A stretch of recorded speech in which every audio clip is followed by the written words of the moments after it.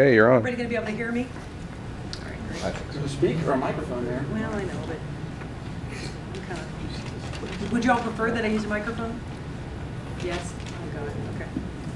Hello? No? Oh, yeah, it's working. It is working? Yeah. I can't hear it at all. Okay. Hello again. I'm Jane Applegate. I am with today on behalf of TekVenture. We have some technical issues going on right now. Window thing, right? We always have technical issues. Already used to. I'm not sure that it's from the back. Tech issues, why would we be here? Okay. So again, I'm Jane Applegate with TekVenture. Is that a little bit better for you? All right, thank you. I am the project manager for an event that's coming up that I'll tell you a little bit more about. But first, I thought for those of you who aren't familiar with TekVenture, we are a TekVenture Incorporated is a 501c3 not-for-profit. We are looking for a home in downtown Fort Wayne. And the basic concept, for those of you who are familiar with the term hackerspace, where they're becoming more and more popular. We've been, frankly, working on a building for the last couple of years. And we've actually looked at two that have ultimately been torn down by the city, but we're looking at another one now. But our vision is quite broad, and what we have learned is that there's a maker movement happening, and I would consider you folks all makers. And you know, what is a maker? It might be somebody that creates robotics, or it might be a craftsperson, or it might be an artisan or an artist. Anybody really who has an idea that needs to make something, or that has an idea in their head, and you have a design fabrication cycle to an end product. That's really about makers, right? I mean, everybody sort of is a maker in their own way.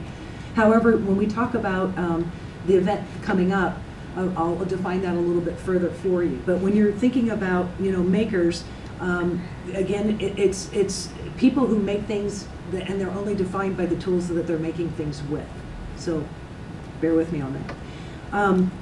Our mission statement at TekVenture is to provide a public experimental facility featuring laboratories, workshops, and exhibitions in which the public may engage with tools, materials, subjects, and mentors for modeling on the common ground where art and technology meet. So at our eventual home, we will have a series of labs. There will be a technology lab, there will be a fabrication lab, an audiovisual component. There will be a shop, there will be a retail space, maybe a coffee space to gather with like-minded people, etc. And we'll have everything from traditional handheld tools like saws and hammers to very high-tech tools, 3D printers, CNC mills, laser, you know, all different types of technologies used for making a variety of things. But while we were looking for a home, we decided to create a little event that would help the public understand what we're talking about. When we talk about Art and Technology Lab, a lot of people shut down when they hear art, or other people shut down when they hear technology. So we wanted to create, again, a visual metaphor for the kinds of things that would be happening at TekVenture, so we created the Chain Reaction Challenge. How many here have heard of that event? A couple, good, thank you. We actually just completed our 4th event here, held at the Downtown Public Library. And it was a very successful event. We had 17 teams, and the bottom line to the Chain Reaction Challenge is we invited teams or folks to put a team together and build a contraption that would fit on a 6-foot table and have enough energy input and output enough to move a golf ball 1 inch. Then on the appointed day, then we bring everybody down to the library, we tie all the machines together, we pull the string on the first machine, it does its, you know, machinations and whatnot, it triggers the second machine, and so on, thereby truly having a community chain reaction.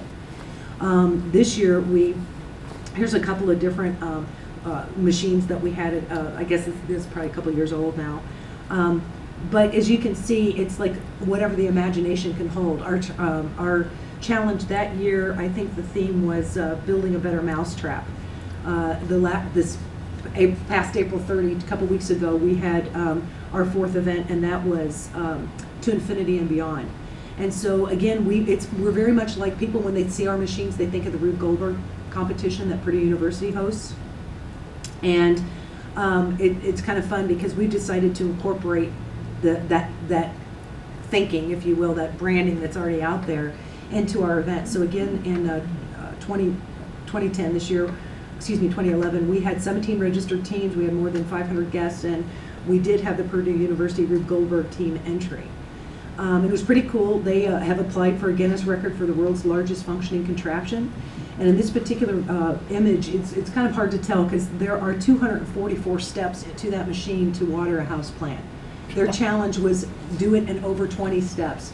But leaving it to Purdue student engineers, they wanted to beat the record, which was formerly 230 steps, and so now they have applied with Guinness, and they're probably going to win it as well.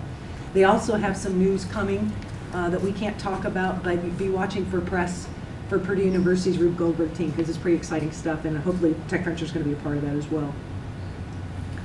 So, so again, that was a way for us to let the public know about what we're doing at TekVenture, the kinds of things that will be happening in our space. Another project that we took on to do the same kinds of activities is the TekMobile. We had a prototype that was we put together. You can see the unit there. It was held out at Three Rivers Festival. We were open to the public for 2 days for 5 hours each. And we had lots of different things going on inside, but ultimately tools were demonstrated by volunteers who were making simple items. Unfortunately, the ultimate vision is that we will have a mobile unit that will go out, that will be equipped with, as I talked about before, equipment that would help you understand the design ideas in your head and what are the steps that you take to actually fabricate that product or whatever the end result is. And so we had a variety of pieces of equipment there, including injection molding machine, a CNC mill. We had a 3D printer, which is pretty cool. You guys hopefully have seen those. We actually toured the Navistar facility, and the model that I used came from your all's designer. So we had a laser cutter, engraver, etc. And ultimately what happened, or what we want to do, is that when people go out, or when the TekMobile goes out, ultimately to schools and to libraries and to public spaces in the future, that we'll have a program where somebody can sit down for a few hours or a few days, and at the end of their training session, they'll walk out having made something in our space. So it'll be a hands-on, immersive learning opportunity. The TekMobile prototype, however, was not just because we had so many people going through the unit in those days that we were open.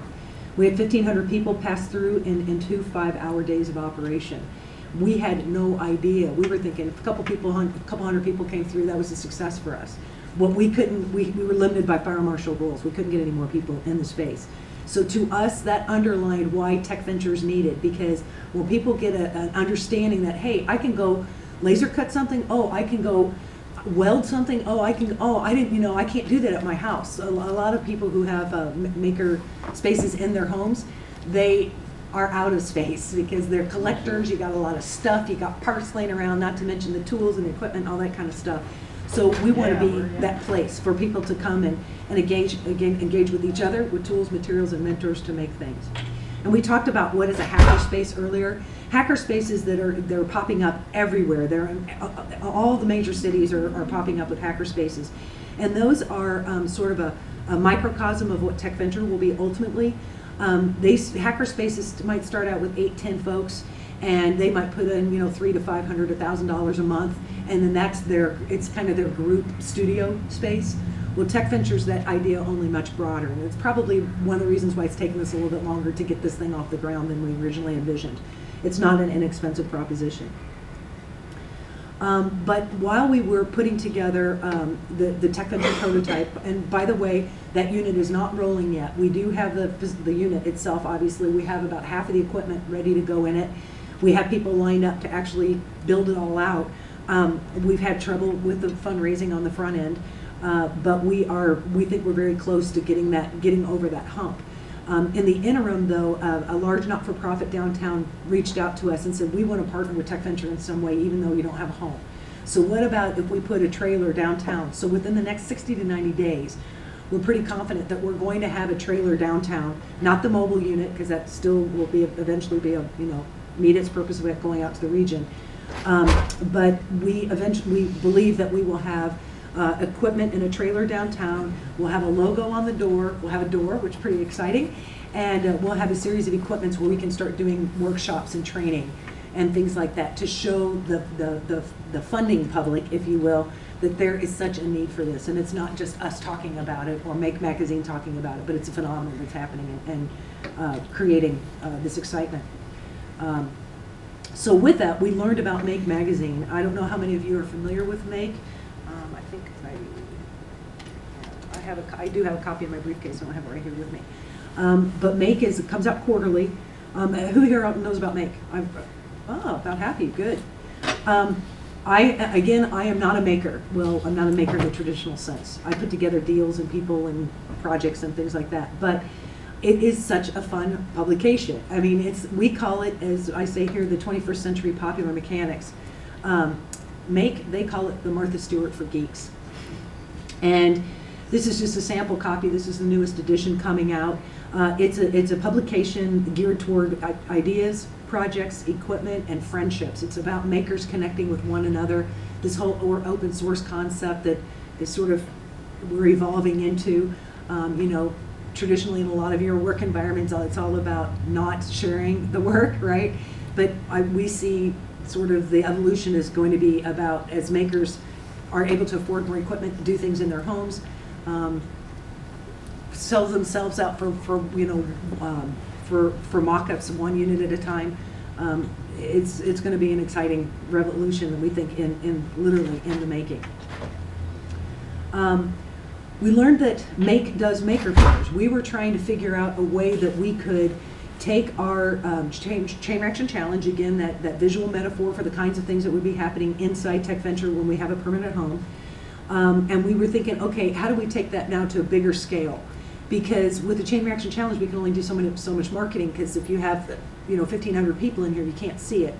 I don't know, Ed, if you could speak to that or not, but it's all about a quality experience as well. So we had been thinking about, well, what is a public event that we could do? And we learned about the Maker Fair. And by the way, for those of you who are familiar with the Main Street Chalk Walk held during Three Rivers Festival, it's an exposure opportunity for the Museum of Art. I'm the founder of that project too. So I'm like, okay, how do I take that experience and all these connections and all these people that I know and turn it into an event that's going to share with, create excitement about TekVenture and what we're going to be doing in our permanent home. So with that, we actually attended, you can see here, Bay Area launched their event in 2006. They had about 24,000 people. In 2010, they had 85,000 people. I mean, again, another testament to what's happening with this whole maker movement. The Bay Area, for those of you who have some money, you can catch a plane tomorrow because it's Saturday and Sunday of this weekend. Unfortunately, I won't be there, but we have some committee members who are going to represent us. And I actually report to the people who, actually Dale Dougherty, who you'll see a little bit more about here shortly, he interviewed me and da-da-da, so he's the head of Make, and it's all really cool. And I'm like, oh, I was dying to go and just, I'm giving my card and go, I showed up, but I wasn't able to get that done this year. Anyway, Austin launched a Maker Fair in 2008, Detroit 2010, and New York and also in 2010. So TekVenture had a presence at the Detroit event in the fall of last year. It was such a great experience. My original goal was to be there for a few hours basically, and I was literally one of the last people off the property held at the Henry Ford Museum on Sunday. And there were so many cool things going on. I'll show you some examples here in a moment. I talked about Dale Dougherty. Again, he's the president of Make. He is the visionary behind this product line. This is an O'Reilly Media product. They also produce the Craft publication. And because of my technical inexperience, I could not figure out how to embed the video or pull it off that I could actually use their video. We have it on our website. But if you wanted to check out makerfair.com, and it is with an E, makerfaire.com, I would advise you to if you want to learn more about the Maker Fair and the impetus for it, I advise you to go online and check out that video. It's 3 minutes, it's short. It was produced by Martha Stewart Productions, etc. And that might be a good place. I don't know, you guys want to feed up here, or? Sure, it's a good stopping place for you. I'm pretty flexible. Take a break and let everybody get some food, Sure. and then they can start back up or whatever. Sounds good. It's what we normally do, but we're trying to, don't want So to record up to 30 minutes. break your momentum here.